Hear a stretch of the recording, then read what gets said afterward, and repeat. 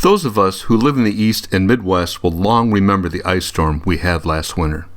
Power went out for hundreds of thousands of people who were in the dark and the cold for days, so that was really bad, but that's behind us now and spring's emerging.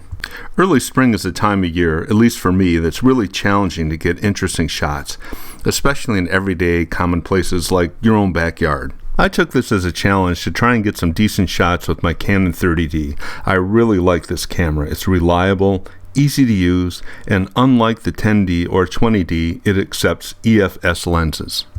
I shot in the backyard with the 30D using a Tokina 11-16mm f2.8 wide-angle lens and a Canon 55-250mm f4 5.6 EFS lens. The Tokina 11-15 is a high-quality lens seen here in the foreground, but in my opinion has some limited use. But, and this is a big but, if you're into landscape photography and urban photography, it's almost essential. The lens is heavy and solid and really performs well in low light with the f2.8 aperture. You can get one of these for around $200 to $260 used. The Canon 55-250 telephoto is essentially a kit lens. I got this lens as a bonus when I bought a Canon T2i package many years ago. Even though this lens is kind of low end, it performs really well, especially when image stabilization is used.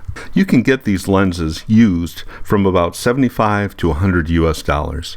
I shot with a Tokina using a Joby HandyPod 2 handheld tripod.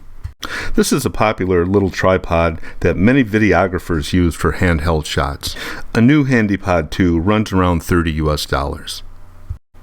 I also used a Velo Shutter Boss intervalometer. These are very useful devices for remote shutter triggering, and they're primarily used for taking time sequences of exposures. I just use it as a remote manual shutter trigger. And I'll have a video on how to use intervalometers in the near future. This was shot with a telephoto lens at 131mm f5.0 and 1/320. This robin hangs out in our backyard every day, almost all day, and it's almost like he likes to pose. This was shot at 250mm, the lens maximum value. I had image stabilization on, and this is where it really comes in handy. When shooting at the max value with handheld with a telephoto lens, image stabilization really helps. I'm sure this shot would have been a little blurry if I didn't have that on. And again, all these shots are handheld using image stabilization with the telephoto.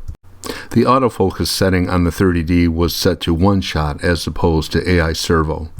This setting makes it a little bit more difficult to capture images in motion, but I wanted to keep AI servo off and rely entirely on the image stabilization in the lens. What I like to do to make shots interesting is to crop it very long and narrow and use kind of a modified rule of thirds. Notice the robin, of course, is on the right, and if it would have been plunked in the middle, it would have been kind of a boring shot.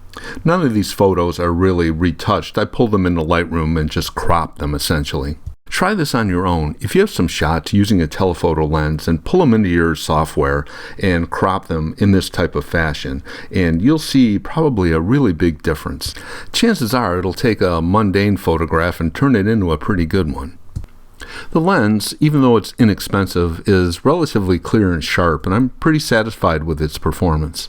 And I believe the image is softened a little bit by the 8.2 megapixel sensor. I cropped this shot really tightly in Lightroom. Looking at the background, you can see there's a little bit of noise in it. And of course, this is due to the 8.2 megapixel sensor that's in the 30D. I really like it since it adds a softness to the image. Here's another application of the modified rule of thirds. Again, if the robin would have been in the middle of the shot, it would have been boring. I was thinking after I took the shot and processed the image, what if this would have been a crow as opposed to a friendly robin? The whole image would have taken on a completely different meaning. This is another tightly cropped image, and you can see some of the grain in the background, some noise. But again, I kind of like this, and it certainly does not detract from the image. Here's another shot with the exact same settings. And again, the long horizontal cropping just really seems to work. Here's another tightly cropped shot, and I wanted to mention too that all of these were taken in manual mode. Could have shot them in aperture or shutter priority, but using manual you have complete control over the camera. This robin's a curious little guy, and he came up really close to the camera, so I was lucky to get this shot. To me, they're very friendly, curious little birds. Here I switched over to using the Tokina along with the Joby tripod and the intervalometer.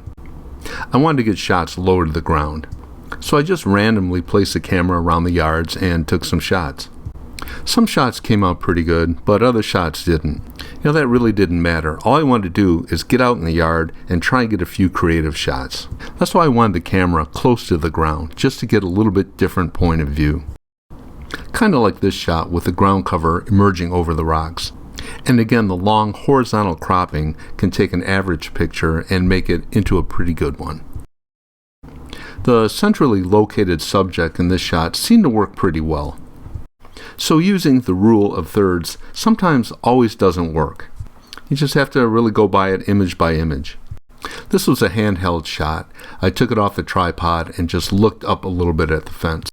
Again, the long horizontal cropping makes this image work. Well, here's our little buddy saying goodbye, and I will too. This is Jeff. Thanks for watching, and I'll talk with you soon.